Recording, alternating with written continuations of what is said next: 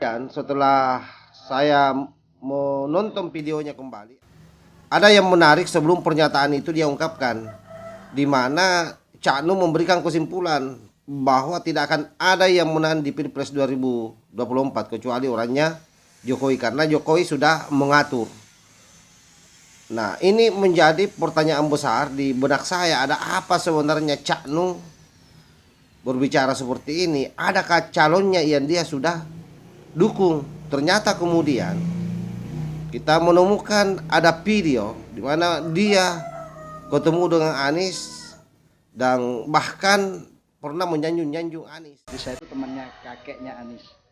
Jadi nanti Anies menjelang 2024, insya Allah juga akan datang ke Maiyah gitu ya, untuk ngitung-ngitung kira-kira pantas apa ora, cocok apa ora.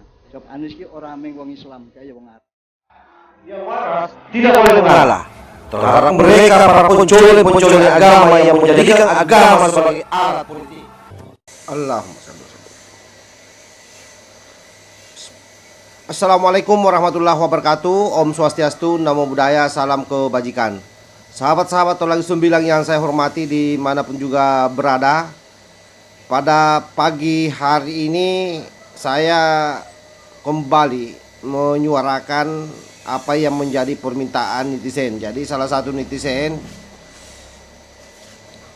berharap bahwa kebenaran soal bagaimana pernyataan Cak Nun ini mesti harus terkonfirmasi dengan baik.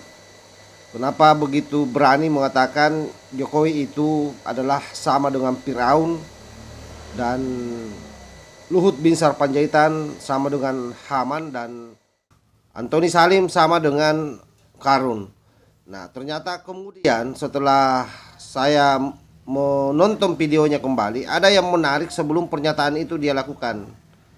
Ada yang menarik sebelum pernyataan itu dia ungkapkan, di mana Cak Nun memberikan kesimpulan bahwa tidak akan ada yang menang di Pilpres 2024 kecuali orangnya Jokowi, karena Jokowi sudah mengatur. Nah, ini menjadi pertanyaan besar di benak saya, ada apa sebenarnya Cak Nun berbicara seperti ini? Adakah calonnya yang dia sudah dukung? Ternyata kemudian kita menemukan ada video di mana dia ketemu dengan Anies dan bahkan pernah menyanjung-nyanjung Anies sebagai salah satu sahabat daripada kakeknya Anies, menganggap bahwa Cak Nun itu adalah sahabat dari kakeknya Anies. Nah, coba kita lihat cuplikan videonya.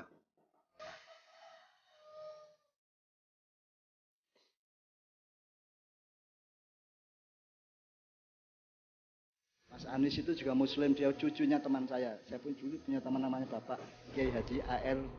Baswedan. Punya anak namanya Rosid, punya cucu namanya Anies. Jadi saya itu temannya kakeknya Anies. Jadi nanti Anies menjelang 2024, insya Allah juga akan datang ke Maiyah gitu ya, untuk ngitung-ngitung kira-kira pantas apa ora, cocok apa ora. Jawab Anies ki ora meng wong Islam, kaya wong Arab barang. Aku ikut duwe hitungan Arab piye. Orang Arab yang ke Indonesia, orang Yaman, orang Saudi, orang manapun yang datang ke Indonesia, itu harus Anda hitung. Oke, saya kira kita sudah lihat semua bagaimana pernyataan Cak Nun memberikan legitimasi terhadap Anies Baswedan sebagai salah satu pemimpin yang sekalipun berdarah dari Yaman katanya, tetapi dia memiliki jiwa nasionalisme yang tinggi. Oleh karena itu kemudian itu menjadi satu legitimasi yang kuat bahwa ternyata Anies Baswedan ini didukung oleh Cak Nun memang untuk menjadi calon presiden, sehingga wajar kalau pernyataan itu keluar. Bahkan Cak Nun kembali menyuarakan sesuatu yang tidak masuk akal. Dia merasa keblinger pernah menurunkan Pak Soeharto, entah benar atau tidak, karena ada beberapa kesaksian dari budayawan sekaligus aktivis 98 yang mengatakan bahwa Cak Nun ini adalah salah satu loyalis daripada Condana. Tapi di pernyataan ini dia mengatakan bahwa dialah yang menurunkan Pak Soeharto dan berpikir akan mengulangi hal yang sama. Itu ancaman terhadap bagaimana dia pernah berpikir mau menurunkan Pak Jokowi dari kursi presidennya. Nah, bagaimana pernyataannya ini kita simak penggalannya. Karena saya yang bikin turun Pak Harto, saya yang ngomongin Pak Harto secara pribadi, dan saya ingin melakukan itu lagi pada suatu hari. Kalau sudah darurat, saya akan turunkan lagi. Oke, saya kira semakin jelas ya apa yang membuat Cak Nung mengatakan bahwa Jokowi Firaun. Ternyata memang pernyataan ini tidak berdiri sendiri. Jadi kalaupun kemarin dia mengklarifikasi bahwa dia merasa kesambet roh halus, percayalah bahwa itu hanya caranya Cak Nung untuk ngeles. Yang pasti dari seluruh data yang ada, yang terpapar dari video sebelumnya yang saya up secara terus menerus, mulai dari bagaimana dia memuja-muja Anies Baswedan di depan jamaahnya, kemudian sampai mengeluarkan pernyataan bahwa dia punya pengalaman menurunkan Soeharto dari kursinya sebagai presiden dan berhasrat untuk melakukannya lagi suatu saat nanti. Yang saya kira ini ditujukan kepada Pak Jokowi. Belum lagi videonya yang semalam yang mengolok-olok Pak Jokowi pada saat Pak Jokowi pidato bahasa Inggris. Oleh karena itu sahabat-sahabat semua saya kira sudah terang benderang. Jadi jangan disalahkan Cak Nung secara membabi buta. Ternyata Cak Nung punya dasar. Dasarnya memang itu adalah kebencian yang mendalam. Dasarnya itu karena dia memilih kandidat yang harus dia pastikan bisa menang di tahun 2024. Nah, problemnya adalah di mana masalah pernyataan itu sebenarnya. Ternyata ada hal yang jauh lebih besar yang berbahaya dari kata-kata Firaun itu, yaitu mencoba menggiring opini di publik bahwa pemilu tahun 2024 itu sudah diatur. Pasti orangnya Jokowi yang menang. Jokowi sudah septikan semua. Kasarnya seperti itu. Sehingga pemilu nanti ini hanya pemilu sekedar formalitas. Itu yang Cak Nung mau sampaikan. Itu yang Cak Nung ingin sampaikan ke publik.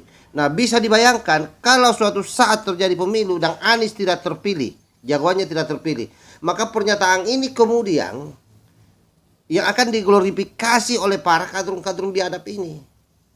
Nah, oleh karena itu saya kira terang bagi kita semua siapa Cak Nung ini. Yang pasti bahwa apapun pernyataannya Cak Nung, kita abaikan ini, kita berjuang keras. Bagaimana tahun 2024 yang menang adalah orang yang tidak didukung oleh mereka-mereka ini yang menjadikan agama sebagai alat politik untuk memenangkan capresnya. Karena sekali lagi yang bisa melakukan perlawanan terhadap politik identitas yang dimainkan oleh mereka adalah kita semua ini yang waras. Kita tidak mungkin rela menyerahkan negara ini kepada mereka. Ya, notabene-nya mereka ini adalah para pencoleng-pencoleng agama yang selalu mengatasnamakan agama, tetapi sesungguhnya semua itu dia lakukan untuk kepentingan politiknya, untuk nafsu kuasanya. Karena itu saya pesankan kepada sahabat-sahabat, jangan pernah lelah, jangan pernah menyerah menyuarakan kebaikan. Apapun itu, saya kira tidak ada pilihan lain demi untuk NKRI ke depan. Kita harus dudukkan calon yang betul-betul mampu berjuang untuk kedaulatan bangsa kita, melanjutkan apa yang sudah dilakukan oleh Pak Jokowi. Yang pasti, hindarkan negeri ini dari orang-orang yang selalu mengatasnamakan agama untuk kepentingan politiknya. Wallahul muwaffiq ila aqwamit thoriq. Wassalamualaikum warahmatullahi wabarakatuh. NKRI harga mati, Nusantara milik kita.